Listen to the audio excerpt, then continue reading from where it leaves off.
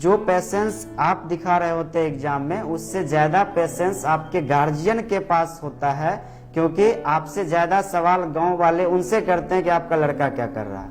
उनका पैसा भी इन्वेस्ट हो रहा है, आपका टाइम भी जा रहा है, बच्चे का फ्यूचर भी उनको टेंशन में डाले हुए रहता है। इस तरह से अगर आप ये सोचते हैं कि सबसे ज्यादा टेंशन लेकर हम पढ़ रहे हैं, तो एक बार अपने गार्जियन की मानसिकता को भी देखिए कि वो कितने मानसिक दबाव में, कितने प्रेशर में और कितने पेशेंस के साथ वो बनाए हुए हैं। चलो ज्ञान के प्रकाश पथ पर अंधकार से भय लगता है।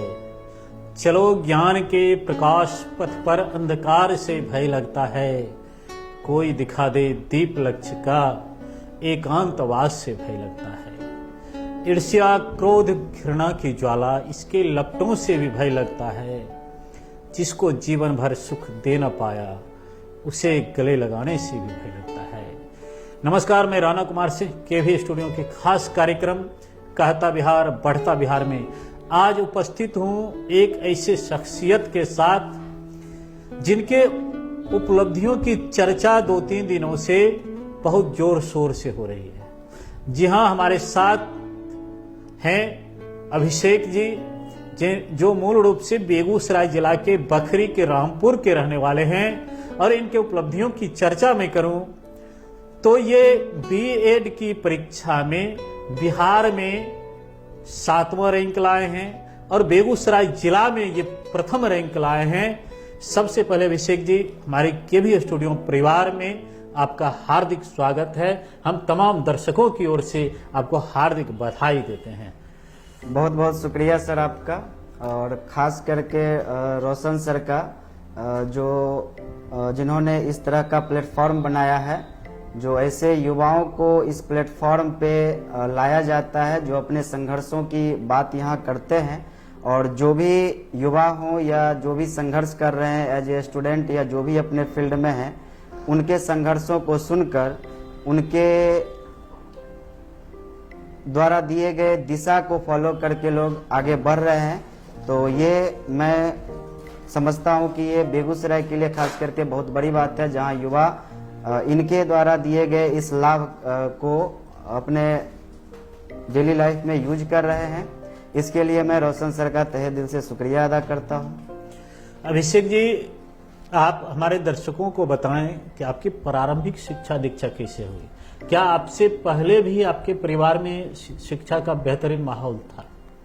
सर, हमारे परिवार में शिक्षा का पहले से ही माहौल था। हमारे जो दादाजी के पिताजी थे वो उस समय के मैट्रिक पास थे, और हमारे दादाजी भी मैट्रिक पास थे। दादाजी के छोटे भाई सबसे ज्यादा पढ़े लिखे थे हमारे परिवार में। अच्छा। वो ग्रेजुएट थे, और उसके बाद फिर मैं हूँ जो अपने परिवार में सबसे ज्यादा पढ़ा लिखा हूँ। मेरा पीजी हो चुका है। सबसे पहले मैं प्रारंभिक शिक्षा की बात करूँ तो मैंने 8th तक एक कॉन्वेंट में पढ़ाई किया था आकूपुर में, और वहाँ के जो सर थे उनका बहुत बड़ा योगदान है मेरे व्यक्तित्व को निखारने में। आगे चलकर मैंने वहीं से एंट्रेंस दिया था समर्था हाई स्कूल के लिए, जहाँ मेरा एडमिशन हुआ था। उसके बाद मैंने वहीं से 10th किया। फिर वहाँ से आने के बाद मैंने 10+2 और ग्रेजुएशन दोनों जीडी कॉलेज बेगूसराय से किया। अच्छा। उसके बाद मैं उच्चतर शिक्षा के लिए, सर मेरा जो उद्देश्य था आगे चलकर सिविल सर्विसेज का, इसके लिए मैं दिल्ली चला गया और वहाँ मैंने ध्येय आईएएस में क्लासेज लिया था। फिर सर बदलते समय के हिसाब से कुछ आर्थिक स्थिति ऐसी बनी कि मुझे वहाँ से दिल्ली से क्लास पूरा करके वापस आना पड़ा, और फिलहाल मैं बेगूसराय में रह के टीचिंग लाइन से जुड़ा हुआ हूँ और तैयारी कर रहा हूँ। अभिषेक जी, आपने जो जानकारी दी, आज मैं अपने टीम के साथ आपके घर पर भी गया था जी, और जो आपके घर के आर्थिक स्थिति को देखा गया, उस स्थिति के आधार पर दिल्ली में रहकर तैयारी करना, संघर्ष करना भी एक बड़ी उपलब्धि है। वर्तमान में आपने बीएड की परीक्षा में जो आपने सफलता हासिल की है, तो उसकी तैयारी आपकी कैसे रही? देखिए सर, उसके लिए मुझे खास तैयारी नहीं करना पड़ा, क्योंकि मेरा ऐसा एकेडमिक बैकग्राउंड रहा है। मैंने लगातार कंपटीशन फेस किया है और उसने मेरे तैयारी को एक धार दिया था जो इसमें मुझे खास मशक्क़त नहीं करनी पड़ी थी। मैं सबसे पहले अगर बता दूं तो 2013 में मेरा IBPS बैंक में हुआ था, कलर कोड PO में। चूँकि मैं ग्रामीण पृष्ठभूमि का था और गांव का ही रहन सहन था, जिसके कारण मेरा इंटरव्यू नहीं हो पाया। उसके बाद सर मैं कंटिन्यू BPSC दे रहा हूं। बीच में मैंने 2019 में नेट भी क्वालिफाई किया था, UGC जो लेता है असिस्टेंट प्रोफेसर के लिए। उसके बाद सर मेरा बिहार दरोगा में 2 बार हुआ है और फाइनली जब मेरा फिजिकल होने वाला था उससे पहले मेरा पैर टूट गया, जिसके कारण मैं उसमें एलिजिबल नहीं हो पाया था। तो इस तरह से मैं कंटिन्यू अपने कंपटीशन को फेस करते हुए यहाँ तक पहुँचा हूँ। और BPSC में मेरा 66वां में PT हुआ था और मेरा उस समय पैर टूट गया था, तो मैं बेड रेस्ट में था, अच्छे से तैयारी नहीं हो पाई, तो मेंस मेरा नहीं हो पाया। अच्छा। तो इस तरह से सर मुझे खास तैयारी नहीं करनी पड़ी, क्योंकि वो उसी फील्ड से जुड़ा हुआ था। GK GS मेरा सेक्शन रहा है, तो उसने मुझे इस रैंक तक आने में बहुत बड़ा योगदान दिया। बहुत मदद। आगे का क्या प्लानिंग है? आगे सर अभी फिलहाल मैं BPSC को फोकस कर रहा हूँ। उद्देश्य मेरा UPSC था, लेकिन आर्थिक स्थिति कमजोर होने के कारण मैं इस तरह फंस गया था। कुछ अपना इनकम भी करना था, जिससे मैं अपने जो डिमांड्स हैं उसको पूरा कर सकूं। तो 2017 में सर मैंने एक इंस्टीट्यूट अपना ओपन किया था। अच्छा। और जब मेरा दरोगा वाला हो गया था रिजल्ट, तो मैं उधर उसको क्लोज करना पड़ा, उसको मजबूरी में। और उसके बाद मैं अभी बेगूसराय में कुछ संस्थान है जहां मैं BPSC में बच्चों को पढ़ाता हूं और वहीं से मैं अपना जो डिमांड पढ़ाई है का उसको खर्च निकाल रहा हूं।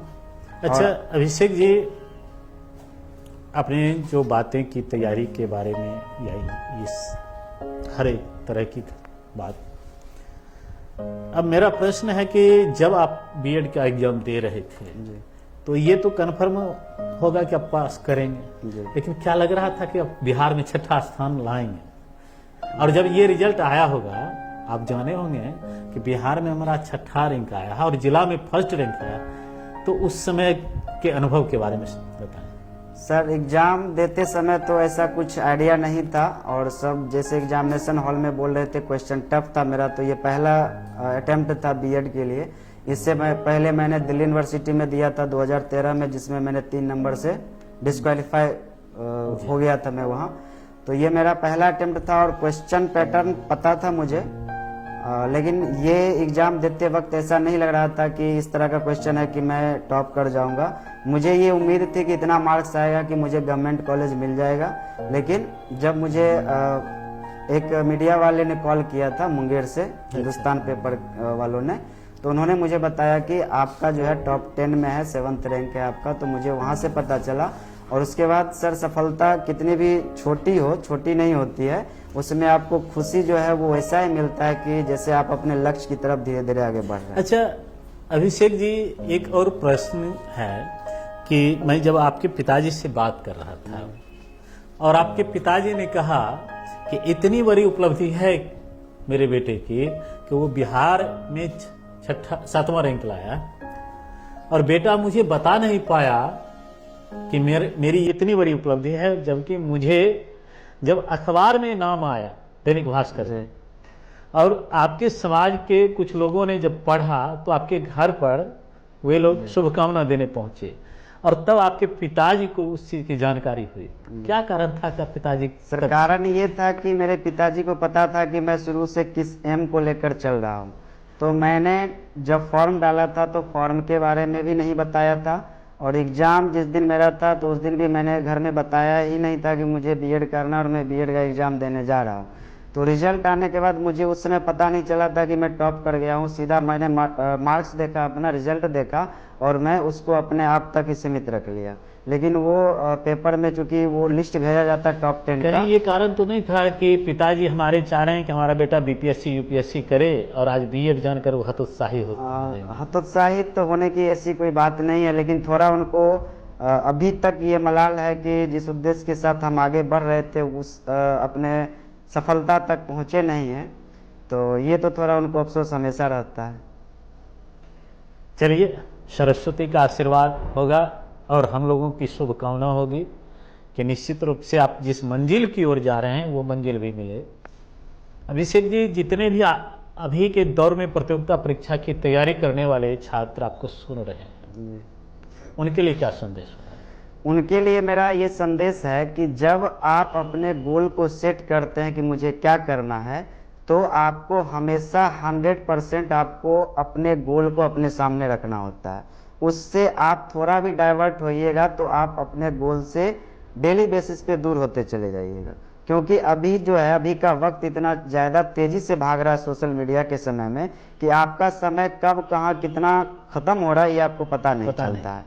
और जब आप तैयारी करते हैं तो आपके परिवार में जो आपके माता पिता हैं वो अपनी जमा पूंजी का एक बहुत बड़ा हिस्सा, या कह लीजिए पूरा जमा पूंजी ही आप पे वो इन्वेस्ट करते हैं। जीवन की सारी कमाई आपके ऊपर लगाते जी, हैं। और उसमें जो पैसेंस आप दिखा रहे होते हैं एग्जाम में, उससे ज्यादा पैसेंस आपके गार्जियन के पास होता है, क्योंकि आपसे ज्यादा सवाल गांव वाले उनसे करते हैं कि आपका लड़का क्या कर रहा है। बिल्कुल। उनका पैसा भी इन्वेस्ट हो रहा है, आपका टाइम भी जा रहा है, बच्चे का फ्यूचर भी उनको टेंशन में डाले हुए रहता है। इस तरह से अगर आप ये सोचते हैं कि सबसे ज्यादा टेंशन लेकर हम पढ़ रहे हैं, तो एक बार अपने गार्जियन की मानसिकता को भी देखिए कि वो कितने मानसिक दबाव में, कितने प्रेशर में और कितने पेशेंस के साथ वो बनाए हुए हैं। तो मैं यही कहना चाहूंगा कि जो भी लोग जिस एम के साथ आगे बढ़ रहे हैं वो हमेशा अपने लक्ष्य को अपने सामने रखें और उसको प्राप्त करने के लिए डेली बेसिस पर उस रास्ते में अपना कदम बढ़ाएं, और सफलता जो है वो निश्चित मिलती है। और पढ़ा हुआ कभी बेकार नहीं जाता है। आप अगर मान लीजिए एक एग्जाम में असफल होते हैं तो दूसरा आपका इंतजार कर रहा होता है। बहुत सुंदर बात आपने कही। अभिषेक जी, जो गार्जियन, अभिभावक आपको सुन रहे हैं, और आपने कही कि एक गार्जियन अपने संतान के उज्जवल भविष्य के लिए, यूं कहा जाए अपने देहाती भाषा में, धन धर्म जी सबको लगा देते हैं दाव पर। जी। तो ऐसे गार्जियन के लिए क्या मैसेज होगा?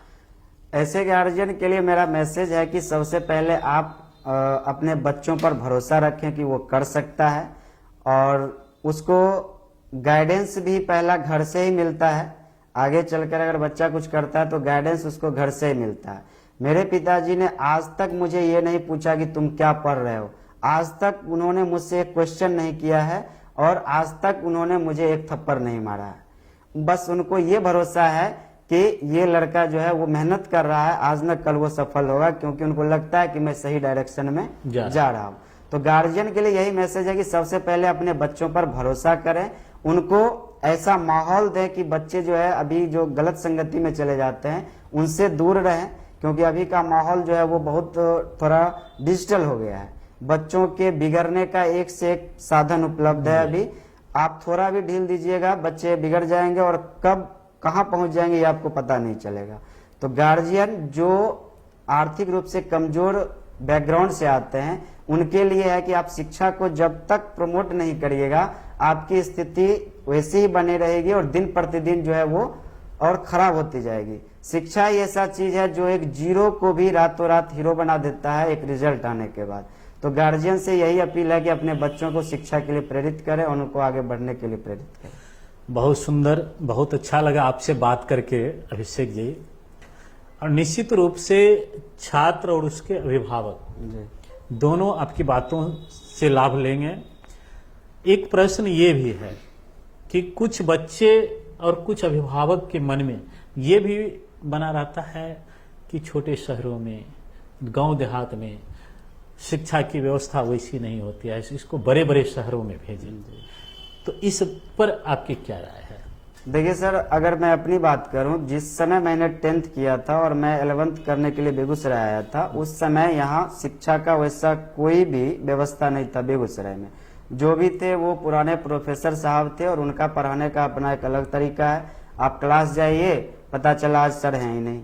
तो 2010 के बाद बेगूसराय जैसे शहर में भी, जहाँ पहले शिक्षा का माहौल नहीं था, वहाँ भी शिक्षा एक से एक टीचर आए और उन्होंने शिक्षा व्यवस्था को इस तरह स्थापित किया।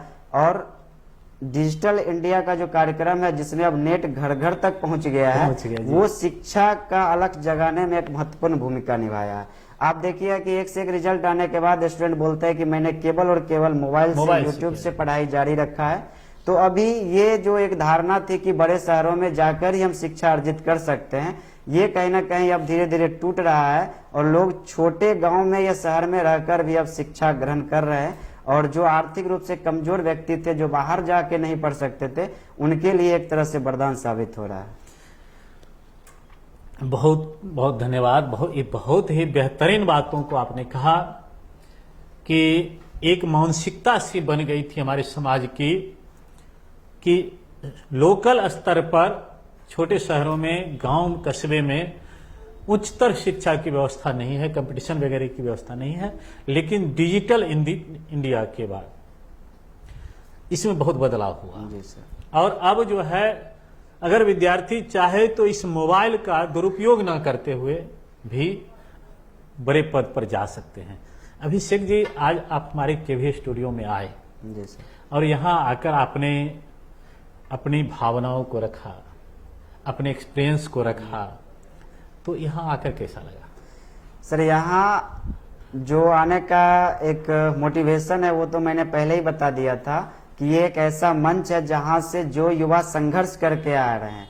खास करके मैं धन्यवाद देना चाहता हूँ इस संस्था से जुड़े हुए सदस्यों को, जो ऐसे ऐसे व्यक्तियों को खोज कर ढूंढ कर निकालते हैं जिनके संघर्षों का लाभ आने वाले युवाओं को मिल सके। तो वे लोग धन्यवाद के पात्र हैं और मुझे भी खुशी हुई यहाँ आकर अपने संघर्ष, अपना जो जर्नी है उसको बताते हुए कि हो सकता है कि इसको सुनकर आने वाले जो युवा हैं, जो इस क्षेत्र में आना चाहते हैं, उनको कुछ लाभ मिले।